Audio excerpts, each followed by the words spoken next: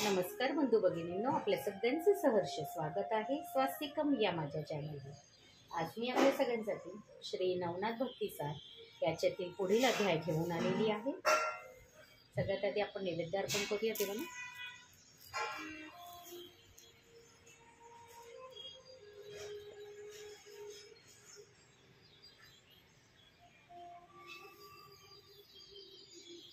नैवेद्य समर्पयामि। नैवेद्य समर्पयामि। नैवेद्य समर्पयामि।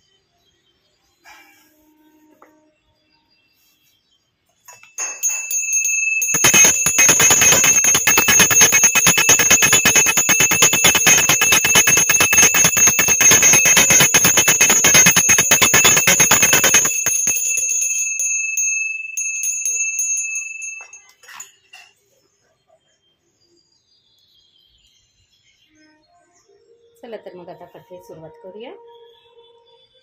ओम राम दत्तात्रय नमो नमः। ओम चैतन्य नवनाथभ्यो नमो नमः। आपल्या सगळ्यांनाच माहीत आहे आजचा माझा 11वा दिवस आहे। आज माझा उद्यापनचा दिवस आहे। आज हे नवनाथ भक्तिसार पूर्ण होणार आहे। चला मग आजच्या अध्यायाकडे वळूया आपण। अध्याय 38 सरपटींची कथा। श्री गणेशाय नमः। श्री सरस्वतीभ्यो नमः। पूर्वी शंकर पार्वतीच्या विवाह प्रसंगी सर्व देव हिमालयाकडे आले होते। त्यावेळी वधू पार्वतीचे अप्रतिम सौंदर्य पाहून ब्रह्मदेवाच्या मनात तीव्र कामना वासना होऊन त्यांचे वीर्य पतन पावले। ते सभास्थानी त्यांच्या पायाशी पडले, तेव्हा कोणाचे लक्ष नाही असे पाहून त्यांनी ते टाचेने रगडले। त्यामुळे त्याचे अनेक भाग झाले आणि ते इतस्त पसरले। त्यापैकी एका बाजूस गेलेल्या वीर्यापासून 60,000 वालकिल्य ऋषी निर्माण झाले। तथापि जो वीर्यभाग सभास्थानी राहून गेला होता तो केरात मिसळला। लग्न कार्य झाल्यावर सेवकांनी लज्जाहोमाच्या भस्मासमवेत तो केररहित नदीत टाकला। तो दर्भाच्या बेटात अडकून राहिला। पुढे ईश्वरी आज्ञेने पिपलायन नारायणांनी त्यात संचार केला। काही दिवसांनी पाणी पिण्यासाठी आलेल्या हरिणीचे तेथे मूत्र सांडले। ती ऋतुमती असल्याने रेताच्या काही भाग त्या दर्भावर पडला। त्या रेताचे विधिवीर्याशी मिलन होऊन गर्भवाढीस लागला। 9 महिन्यांनी कुश मुळांचे वेष्टन तोडून त्या बेटात एक दिव्य बालक उत्पन्न झाले। त्याच सुमारास सत्यश्रवा नावाचा एक ब्राह्मण दर्भ काढण्यासाठी तेथे आला असता ते बालक त्याच्या दृष्टीस पडले। त्या समयी तो त्यांचे काय करावे या विचारात असताना पिपलायन नारायणांचा अवतार झालेला पाहून देवांनी आनंदाने पुष्पवृष्टी केली। तेव्हा ही भूताटकी असावी असा विचार करून तो पळू लागला। त्यावेळी देवांच्या सांगण्यावरून नारद ब्राह्मण रूपात त्याच्यापाशी आले। त्यांनी सर्व वृत्तांत सांगून त्याच्या मनातील संशय घालवला। त्याला आकाशात जमलेले देव दाखवले। मग त्या मुलाला त्याच्या हवाली केले। त्याचे चरपटी नाव ठेवावे असे सांगितले आणि स्वर्गलोकी गेले। सत्यश्रवा घरी गेला।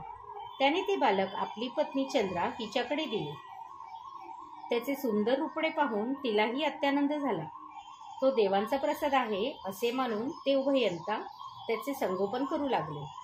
चरपटी 7 वर्षाचे झाले तेव्हा सत्यश्रवाने त्यांची मुंज केली। 12 वर्षाचे होईपर्यंत ते वेदशास्त्रात पारंगत झाले।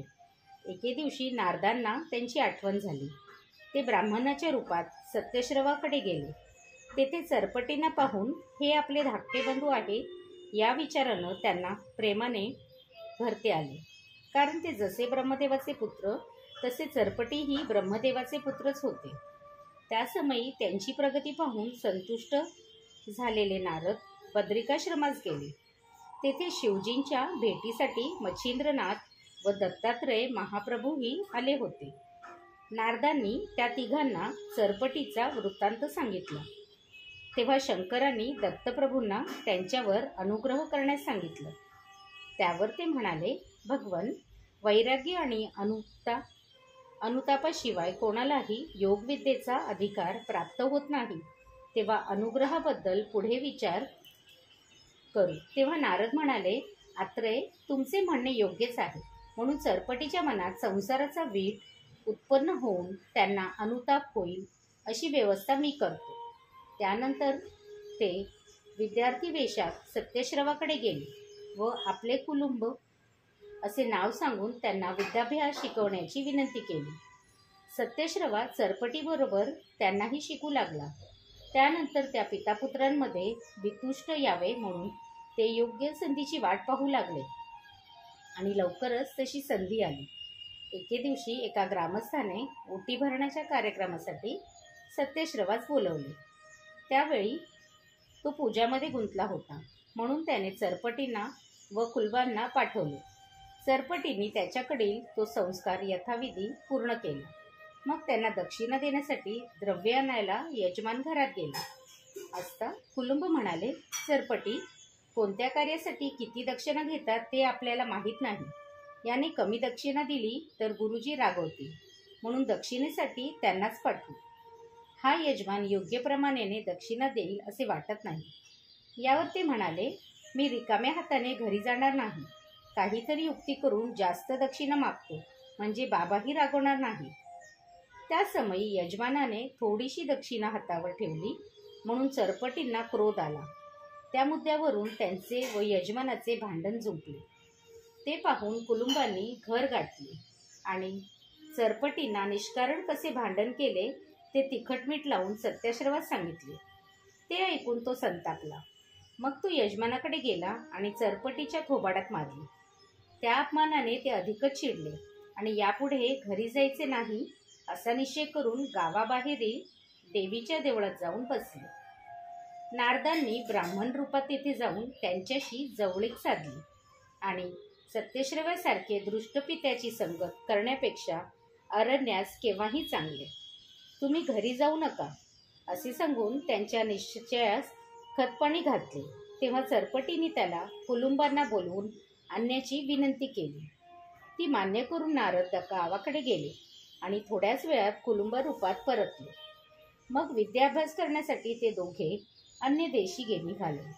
मार्गात कुलुंबांनी बद्रिकाश्रमास जाण्याविषयी त्यांचे मन वळवले आणि मजल दर मजल करत ते दोघेही बद्रीश्रमास गेले.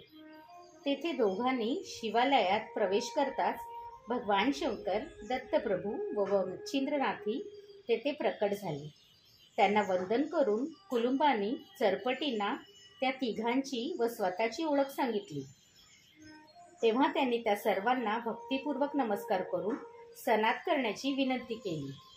त्या समयी त्यांची आर्तता पाहून दत्तप्रभूंनी त्यांच्या मस्तकी आपले वरदहस्त ठेवून त्यांना ब्रह्मज्ञ केले.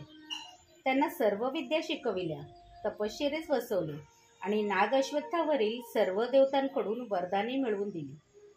त्यानंतर त्यांना नाथदीक्षा देऊन तीर्थाटनास पाठवले. पुढील कालखंडात चरपटींनी विपुल शाबरी कवित्व केले आणि शिष्य संप्रदाय वाढवला. अध्याय 38 समाप्त. श्री दत्तप्रभू पर्णमस्तु. शुभं भवतु, शुभं भवतु, शुभं भवतु.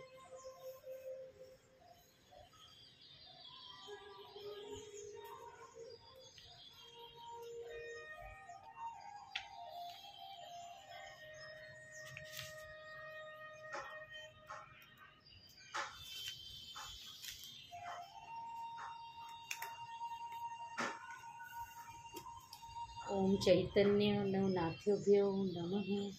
ओम राम दत्तात्रेय